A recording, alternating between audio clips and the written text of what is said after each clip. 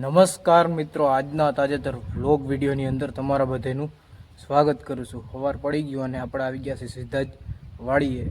ને વાડીએ આજે આપણે કામ હાલે છે, જે મગફળીનું વાવેતર કરેલું છે એની અંદર અત્યારે રાપ હાંકવાનું કામ કરે છે ટ્રેક્ટરના મદદથી। એટલે વચમાં જે હૈરું હોય, હૈરુંની પાટલા હોય આપણે એમાં નાનું મોટું બિયારણ હોય, એવું બધું ખડને એ બધું પડી જાય, રાપ હાલી જાય। એટલે તો અત્યારે રાપ હાંકવાનું કામ કરે છે ટ્રેક્ટરના મદદથી બાજુ। અને દવા પણ ચાલુ છે પાછળ, દવા એક બાજુથી હાલે છે ને એક બાજુથી રાપ હાલે છે, બે કામ અત્યારે હાલે છે। એટલે તમને એડા બતાવું, આપણે એડા કેવાક થઈ ગઈ હાલો જો એડા અવડા થયા આપણે કંઈક મસ્ત ના થઈ ગયા એરંડા।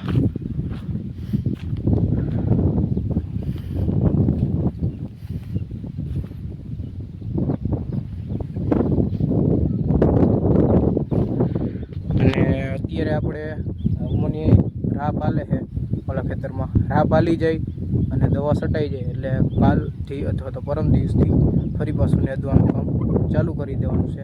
કારણ કે આપણે અડધી જ મગફળી નહીં દીધી, હજી અડધી બાકી એ નેદવાની।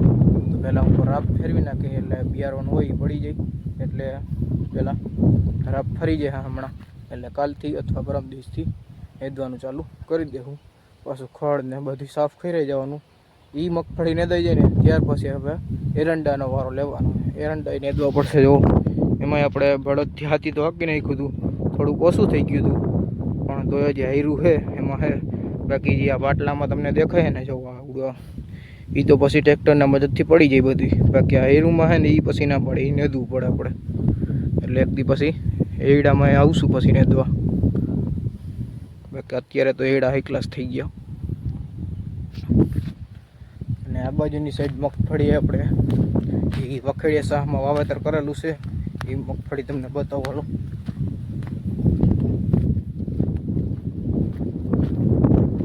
એ મગફળી હાઈ ક્લાસ થઈ ગઈ, ઓલી મગફળી જે આપણે છે એના જેવી જ થઈ ગઈ છે મસ્ત। જો આપણે જે આ વખેડિયા શાહની મગફળી વાવી છે એ આવડિયા છે ને આ જો એક ક્લાસ થઈ ગયો। આપણે જે ખાતર ઓલી એક થેલીમાંથી 10 થેલી નીકળી હતી નાની નાની, એ ખાતર એને આવડી આ મગફળીમાં નાખ્યું હતું। હવે કેવું રિઝલ્ટ આવે, અત્યારે 1-2 દિવસ થયા છે, એ તો આમાં કાંઈ દેખાતું નથી। બાકી રિઝલ્ટ તો મળે જ ને ભાઈ, ખાતર એવો પ્રકારનું આવતું હોય તો રિઝલ્ટ તો કંઈક મળતું જ હોય, તો જ બધાય નાખતા હોય અને યુઝ કરતા હોય ખાતરનો।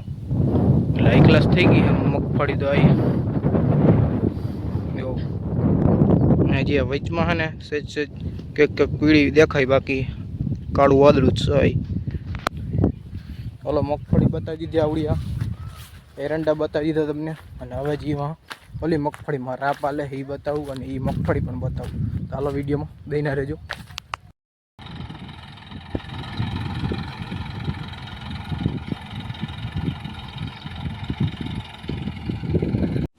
તો તમે જોવો છો કે આ છે આપણી પેલા મગફળી, અને મગફળી આપણે 10 વીઘાની અંદર વાવેતર કરેલું છે અને 20 મગફળીનું વાવેતર કરેલું છે। આપણે વાત કરીએ તો આ મગફળીને આશરે આપણે 1 મહિનો ને માથે 26 દિવસની મગફળી થઈ છે। એટલે 2 મહિનાની પહોંચવા આવી છે, 4-5 દિવસની વાર છે, એટલે 2 મહિનાની કુલ મગફળી થઈ જશે।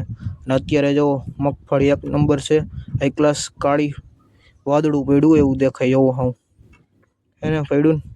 અને અત્યારે એની અંદર રાપ હાંકવામાં આવી રહી છે। જો રાપ હાંકવાનું કારણ એ છે કે હજી વરસાદ આવ્યો નથી, એટલે વરાપ જ છે હજી અત્યારે, એટલે રાપ હાંકી નાખી। એટલે વચમાં જે મૂરી હતી, પછી આંબલી જેવું એવા બધા નાના નાના ઝાડવા હતા, એટલે એ બિયારો કહેવાય, એ બિયારો બધો પડે જાય રાપના મદદથી।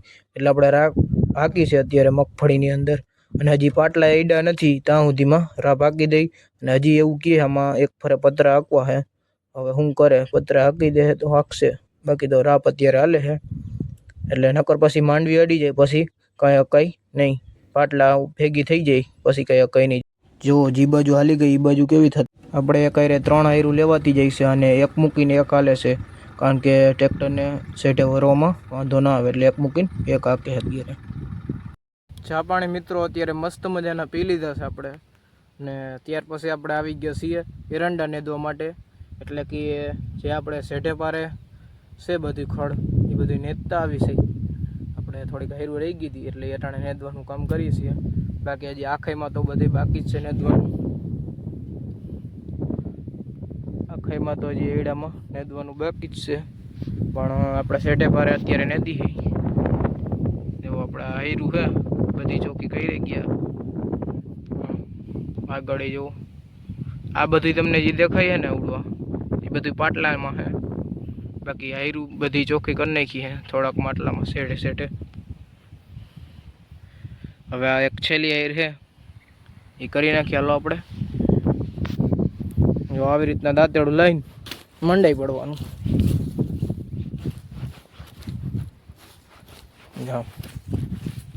પછી આ ખડ વીણી લેવાનું અને બહાર સેઢે ફેંકી દેવાનું એટલે થઈ જાય આ સીધો એડાની હાયર ચોખ્ખી.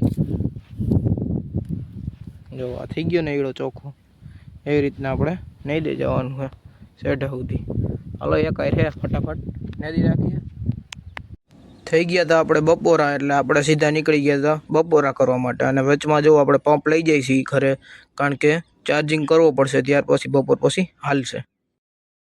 થઈ ગયો છે મિત્રો અત્યારે સાંજનો સમય, અને આપણે નાહી ધોઈને કમ્પ્લીટ થઈને આપણે આવી ગયા છીએ ફરી પાછા મેળી ઉપર. અને મેળી ઉપર મસ્ત મજાનો પવન હોય છે ઠંડો. જો અત્યારે દેખાતા નથી અત્યારે, કારણ કે વાદળછાયું વાતાવરણ છે એટલે. બાકી પવન હોય છે ઠંડો ઠંડો. જો ચારે બાજુ વાદળ જ છે ને પૂરા, પવન જોરદાર.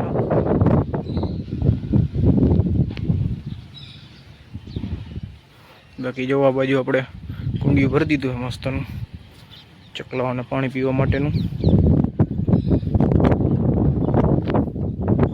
જે વાડીએ કામ હાલતું હતું મગફળી જે આપણે વાવેતર કરેલી એની અંદર રાહ પાકવામાં આવી રહી. રાહ પાકવાનું કામ ચાલુ હતું, બપોર સુધીમાં રાહ પાલી ગઈ હતી. આખા ખેતરની અંદર 10 વીઘાના અંદર રાહ પાકી નાખી. અને જે વચમાં આપણે હાયરું હોય અને પાટલા હોય વચમાં, એટલે પાટલામાં જે આપણે બધું ખડ નાનું મોટું હતું બધું પડી ગયું છે. હાયરુંમાં જે છે એ તો નેદવું જ પડશે, એ ના પડે, કારણ કે પાટલામાં એ બધી પડી ગયું રાપનામાં બાકી નાખી એટલે. અને ભાવિનભાઈ અને એક બીજો મજૂર હતો એ ભાઈ આપણે દવા છાંટવાનું કામ કરતા હતા એ જ મગફળીની અંદર.